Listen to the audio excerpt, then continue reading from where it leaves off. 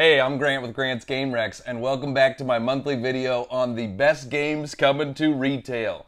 I've been doing this video once a month for about the last year, and I've always focused it on new releases, new games coming out. And I haven't really focused on expansions or new additions or anything like that. But I've heard your comments, I've seen your comments, and people want an expansion video too, so I am now going to do 2 of these videos a month. One on the best new games coming to retail, and one on the best expansions coming to retail. I am caving to your pressure, audience. No, seriously though, I'm happy to do it. I am already in touch with literally hundreds of publishers for the retail videos, so I might as well ask them about expansions as well and do a video on that. So you can look for that one next week. So this is my best games coming to retail, and then next week I'll have my best expansions coming to retail in September 2022. AEG is releasing Ready, Set, Bet. This is a game about live horse race betting. I suppose it's not live because there's not actually going to be horses in your living room, but the action is live. It's happening in the moment, and you're betting on the race as it is happening in real time on the table with little miniature wooden horses that aren't going to ruin your furniture. And so in the game, one person plays as the house, and that person is rolling dice and then moving horses forward on a track, and then everybody else is playing as bettors, and they are putting down their betting chips onto spots on a board based on who's gonna win, how much it'll pay out, that sort of stuff. If you don't want one player to play as the house and roll the dice, you can also use an app, and an app will call the game. It will have sort of pre-recorded games and races on there, so you can play with the app instead. This is like a party game in that it plays a lot of players, plays up to 9 players, and it is big and raucous, and people will be yelling like, "Come on, horse number 5, get your act together. Daddy needs a new pair of shoes." You know, that sort of stuff. But there is more strategy than you might think. There are cards that get special benefits and bonuses and different betting options and stuff like that. So if you like big, fun, large group games, check out Ready, Set, Bet. Amigo Games is releasing Dice Hunters of Therion, and this is a Yahtzee-style dice rolling game. You are going to be playing as a hero, and you are trying to defeat villains, and you are doing that by rolling dice and pushing your luck. The dice is going to, help you, win rewards, valuable treasures, that sort of stuff. So if you like push your luck dice rolling games, this one is a family weight game, as much of Amigo games are. Can play somebody as young as 8 and takes about 30 minutes to play for 2 to 4 players. So if you like dice rolling and push your luck, then check out Dice Hunters of Therion. Asmodee and Simon are releasing Zombicide Gear Up. If you know anything about Zombicide, there are a ton of different versions with a ton of different themes for the game, and it is a cooperative game where you are fighting zombies and trying to survive. Literally they've got so many different themes. They've got medieval, they've got space, they've got normal, regular life, I feel like they release so many themed versions of Zombicide in 50 years, they're still going to be releasing new ones, and all the main themes are going to be taken up, so it's going to be like Zombicide Presbyterians, Zombicide Stepdads. But Zombicide Gear Up is a cooperative flip and write game. So this is taking away all the board and stuff and turning Zombicide into a flip and write game. Zombicide takes, multiple hours to play. This version of it takes 30 minutes to play. So if you've been looking to sort of get into the Zombicide universe but don't want to play a huge, big table presence game, then Zombicide Gear Up is a much sort of smaller version of it and still plays 1 to 6 players. So that's fun. You can gear up, you can get new weapons and armor and ammo and all that sort of stuff to fight zombies.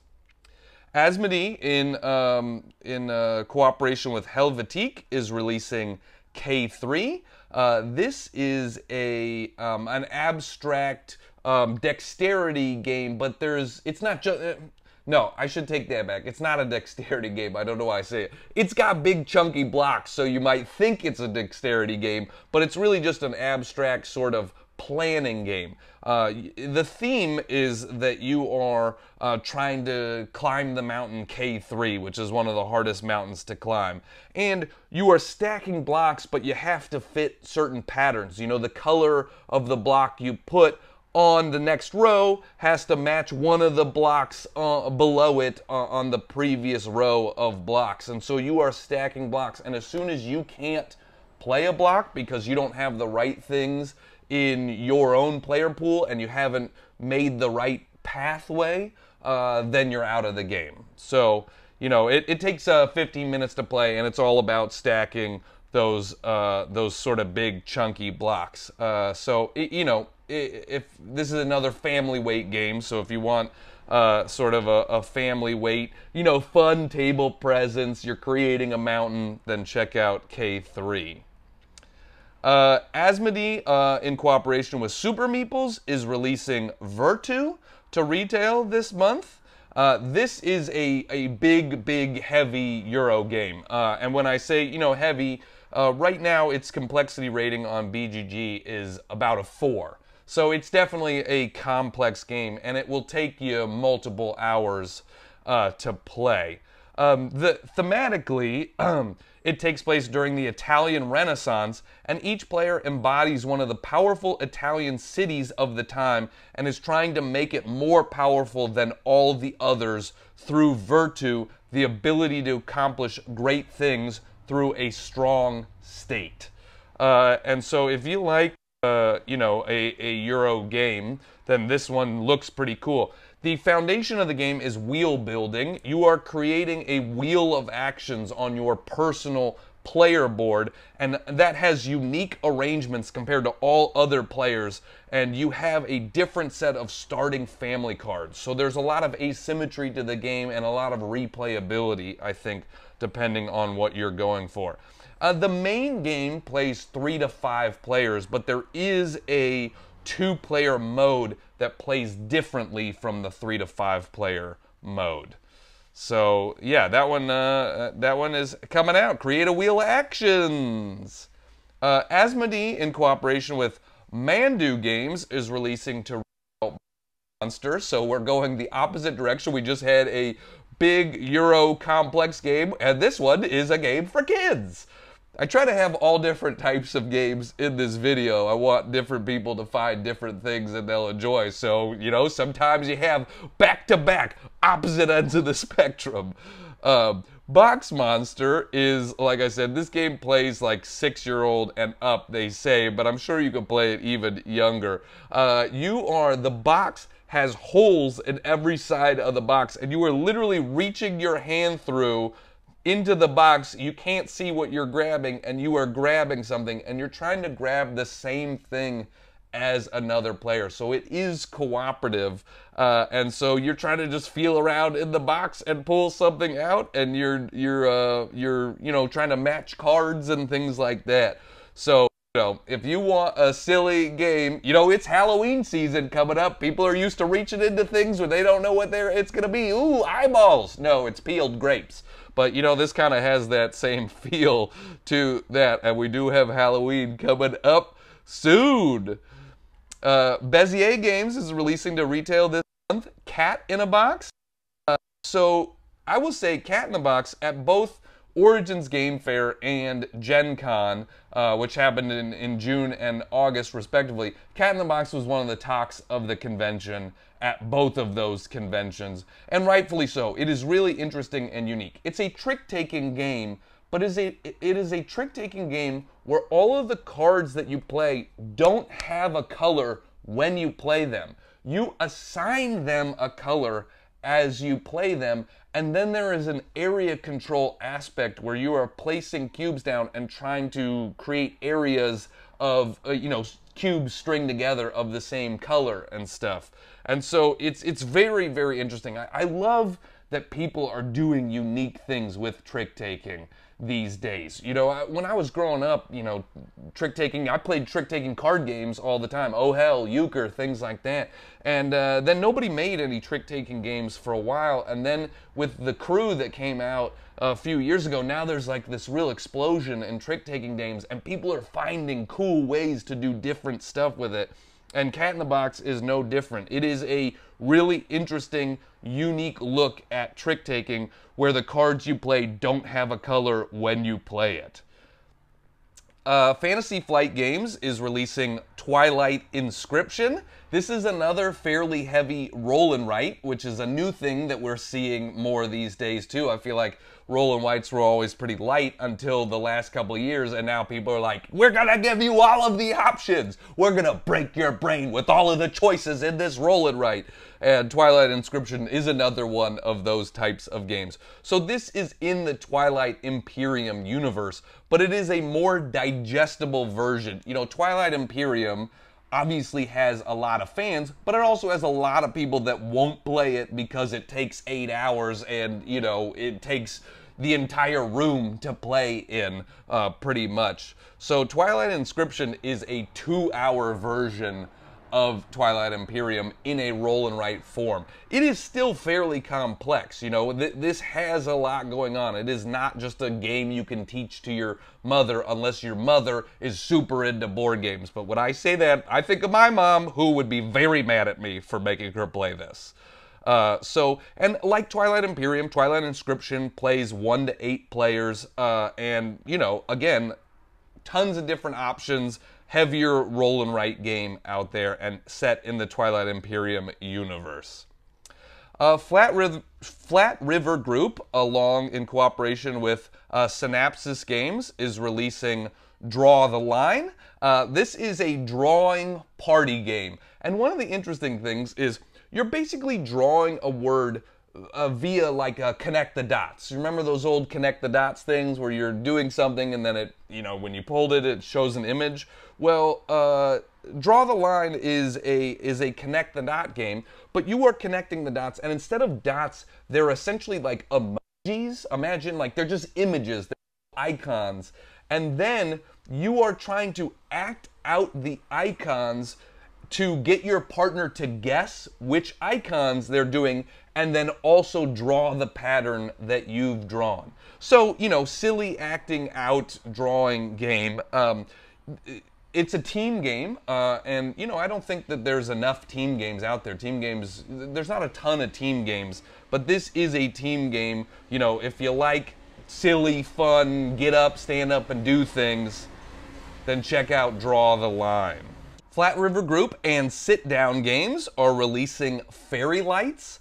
This is a small card game with beautiful art. There are literally fairies in the game, and the art is just really adorable and fun and bright and vibrant, and I could just say really nice things about the art. This is a push your luck set collection game. So you are revealing fairies into a row of fairies, but if you reveal the same fairy back to back, then your turn ends and you don't get to collect anything. So do you want to only reveal 3, or do you want to push your luck and reveal more than that, but potentially lose your turn? So you're revealing fairies, and then you are getting fairies based on different colors and things like that. And so, you know, again, this one stands out to me because of the art in it. It plays 2 to 6 players. It's a fairly small box game, and it plays in 20 minutes. It's also very much of a family weight game as well. So, yeah, that is Fairy Lights. Flat River Group, in cooperation with Heidelbar, is releasing Hungry Monkey. This is another fairly small box card-based game, plays 2 to 6 players and plays in 15 to 30 minutes. The interesting thing about Hungry Monkey is that you have, you're trying to get rid of your cards the fastest. It's a card shedding game, and you're trying to get rid of your cards fastest, but you start with 4 cards down in front of you, and you don't know what those cards are. That's the unique aspect of the game. Nobody knows the cards that are in front of you, so you're trying to get rid of those cards without knowing what they are. So you get rid of them by, you have to play a card that has a higher value than stuff. That's how you get rid of a card. But I think you know, there's also some like special abilities. You can check cards, so you got to remember stuff. You can play just a single round in 10-15 minutes, or you can play multiple rounds and, you know, whoever's winning after multiple rounds of the game. So yeah, I love the intrigue of not knowing what you have in front of you. That's what makes this one feel a little bit different to me. And Heidelbar is known for making sort of small, fun card games that, you know, are reminiscent of classic card games but have unique twists. Floodgate Games is releasing Kites. This is one I've had a chance to play a bunch, and it's real fun. It is a cooperative game that plays in like 5 to 10 minutes. So if you want a cooperative game that plays quickly, now this is a real-time game, but it doesn't, a lot of real-time games I don't like, but this one I don't mind because it's so quick. You know, if you lose, just reset it and play again. It's super easy. In the game, you are playing cards that have color symbols on them, and those color symbols correspond to a set of color symbol sand timers. And when you play a card, you are flipping over a sand timer, and the idea is that every sand timer is keeping a kite floating in the air, and if a sand timer ever runs out, the kite falls to the ground and you lose the game.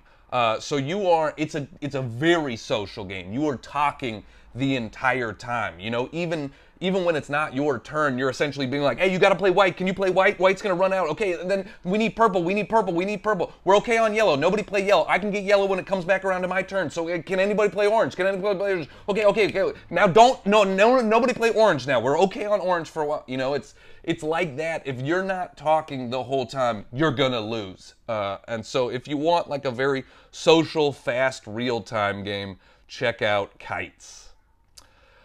Forbidden Games is releasing Mosaic, A Story of Civilization, and this is a very heavy game. And I don't mean in terms of complexity, I mean literally it is quite heavy. It's one of the heaviest games I've ever picked up. Man, there is a lot in the box. You want to work out? Just keep doing your arm curls with Mosaic.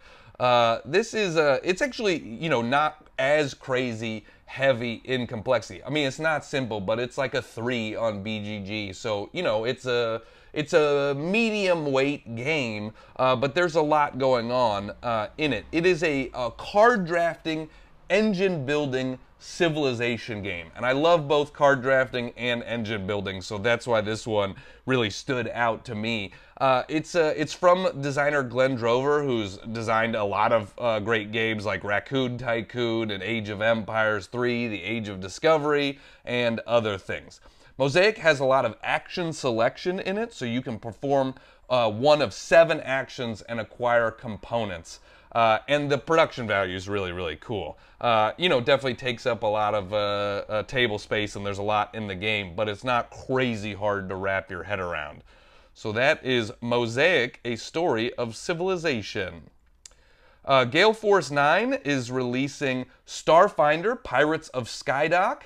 This one, the way I've heard it described is this is Ocean's 11 in space. You are trying to heist a spaceship, and you are competing with other players to be the captain of that spaceship. So everybody wants to steal the spaceship and become the captain of it, and I love that theme. You're going to take turns moving around the ship to complete objectives and gain the support. You need to be recognized as the new captain of the ship. You know, it's set in the Starfinder universe, but it's a standalone game. You don't need to play Starfinder or know anything about Starfinder to play this one. Plays 2 to 4 players, 60 to 90 minutes. Gray Fox Games is releasing 2 games to retail this month, and I want to mention that both of these games are available through their website only in September. They will be into retail stores eventually, but you can get them this month on their website if you like. One of those games is Ragnarocks. And this is from the designer of Santorini, and this is a 2-player only game, and it's got that, you know, that sort of classic mechanism where you move to the end of a hex row, and then you're going to place a rock at the end of a hex row, and you're basically trying to isolate your opponent. You're trying to put them into small areas, and then they only score for the areas, whereas you're keeping big areas for yourself. It's real easy to get on board, and one of the things that makes it feel different than like just a classic game where you're moving like that is there are characters, and each of the characters have variable abilities and stuff like that, so you can play as different characters and use special abilities and things like that. It's a really fun 2-player only game that plays in, you know, 20 minutes. It's one of those games where you're like, you finish a game and you're like, let's play again. You know, I want to play it multiple times when I play it. Gray Fox Games is also releasing Campaign Trail, so if you like politics, there aren't a ton of games about politics out there. Well, Campaign Trail, you are literally competing to score electoral votes as you vie for presidency of the United States. So, you know, politics. It is just politics. You're doing a bunch of different things. You're fundraising, you're registering voters, you're traveling, you're campaigning, you're holding campaign events. All of these different things in the game that thematically, you know, sort of mirror what it's like to try to become president of the United States. You know, and I don't think there's no like real politics in the game. Like, you're playing as a politician, but it's not like, you know, red versus blue. I don't know if there's a lot of that sort of stuff, you know. This is not one that's going to divide your family. You know, because let's face it, your family's already divided. Oh, that kind of seemed personal, didn't it? Yep, it might have. It might have. Lucky Duck Games is releasing Turtle Splash into retail. This is a kids game, but, you know, as with any kids game, you can play it if you're a silly adult like me, too. So in Turtle Splash, you have a disc and a ramp that is leading into a pond, and you are flicking the disc and trying to get it down into the pond, and that allows you, the closer you get it to the center of the pond, the more cards you can flip over and look at, and it is a memory game where, you know, if you get the animal you need, you get to move forward on your balloon ball track, and so, you know, it's, again, I love the idea that it's got nice table presence with the ramp that you're knocking this disc down into and stuff like that. So, you know, you can play it with your children, or you can play it as a drinking game with adults. Have I done that? Yes. Yes, I have. Modifius Entertainment, Modifius Entertainment is releasing Spectre, the board game. This one is a Target exclusive right now, so if you go buy games at Target, then check out Spectre. In the game, you are playing as a James Bond villain. Everybody is playing as a different villain, and I love games where you get to play as the bad guys because there aren't that many of those, you know. Disney villainous, sure, but this one is the James Bond 007 universe, and you get to play as the bad guys. So it features iconic weapons, locations, characters from the James Bond film, and you are competing with other players to become 007's biggest threat. You want to be his biggest threat and take him down. This is a 2 to 4 player game, takes 20 to 45 minutes to play. Mr. B Games is releasing to retail Thera. This is a Euro game, plays 1 to 4 players, 60 to 120 minutes. Thematically, this is a real thing that the island of Thera, which is present-day Santorini, was the site of a volcanic eruption 100 times more powerful than Pompeii. And you're not playing as the volcano. You're not like, yeah, let's erupt and kill everybody. No, you're playing as people trying to rebuild after the volcanic eruption. And so, you know, you'll be doing things like engaging in trade, clearing ash, generating resources, moving resources to building sites across the island, and construct economic and luxury buildings. One of the interesting things is that there is a role selection aspect to the game. There are different roles in the game, like the priestess, the worker, the planner, the builder, the trader. all of them can do different things, but you're not playing as them. You're not playing as the character with an asymmetric ability. You are choosing one of those 5 roles from the rondel, and every player can benefit from that role. And the one who chose it gets benefits that scale with the amount of favor on the roll. So that's an interesting thing where there's these asymmetric abilities, but you're not getting the asymmetric ability for the whole game. You are choosing them on your turn.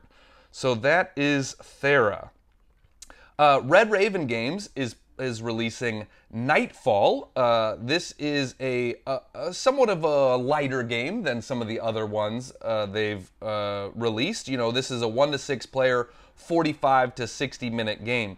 And I mentioned earlier that I don't think that there's enough team-based games out there. This is another team-based game. You can play it 2 players and each control just one side, or, you know, if you play it with 4 or 6 players, one side controls the knights who must protect the elders and withstand the demons until dawn, and the other team plays as the demons, and they're trying to seek to break the seal to the underworld before morning.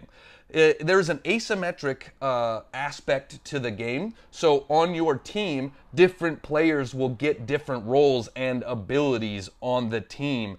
And so, yeah, I love the fact that there's some team games coming out. And this one is not a party game. This is like a strategic game, though it's not crazy hard to get into. There's also a campaign mode for 1 to 2 players if you want to play more of a story-based mode with Nightfall. Renegade Game Studios is releasing Circadians Chaos Order. This is also from Garphill Games and Shem Phillips. So, you know, this is a very complex game. This is approaching a 4 on the BGG complexity rating as well, and also involves asymmetric factions. So we've got a bunch of asymmetric games this month. You take on the role of 1 to 6 asymmetric factions, and each faction has their own means of winning the game, has their own unique leaders, has their own attribute cards, and other abilities. So this is truly an asymmetric game here, and there's a lot going on the board. You know, there's a lot happening. You know, I think Garphill Games does a great job of releasing medium weight games, but this is a heavyweight game. They have, you know, they have a few heavier weight games, and this is one of them. It takes 2 to 4 hours to play and plays 2 to 5 players. So if you're looking for a big, fun, heavyweight game, check out Circadians Chaos Order. Renegade Games, in association with Oni Games, is releasing Birdwatcher to retail this month, and I had a chance to play this one, to actually like sit down and play a full game of it at GenCon, and I almost think of, like, the way I describe this game, it's like it's Wingspan for people that Wingspan is too complex for. You know, Wingspan has a decent amount going on with the engine building and things like that. If I tried to teach Wingspan to my mother, it would be another game where she'd be like, I'm taking these eggs and leaving. Okay, that's the only part of this game I like. Well, Birdwatcher is a card-based game that has the gorgeous artwork and the facts about birds, and you know, you definitely, it's full of beautiful birds, just like Wingspan, but it's less complex, easier to get into, smaller box version because it is really just cards. There's some tokens and other things like that, but you're playing as wildlife photographers snapping photos of birds in a jungle. And so, you know, it's also a faster game. Like, I feel like when everybody knows what they're doing, you can play Birdwatcher in 30 minutes. So, yeah, if you're looking for a less complex bird-based game, check out Birdwatcher. R&R Games is releasing 2 games to retail this month. One of them is Ferret Out.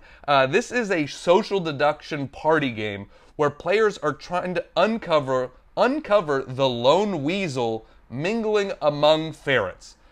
And I gotta tell you, if there was a bunch of actual ferrets and a weasel amongst them, I don't know if I could tell the difference. Ferrets and weasels, those are like the same thing, right? I feel like those are the same thing.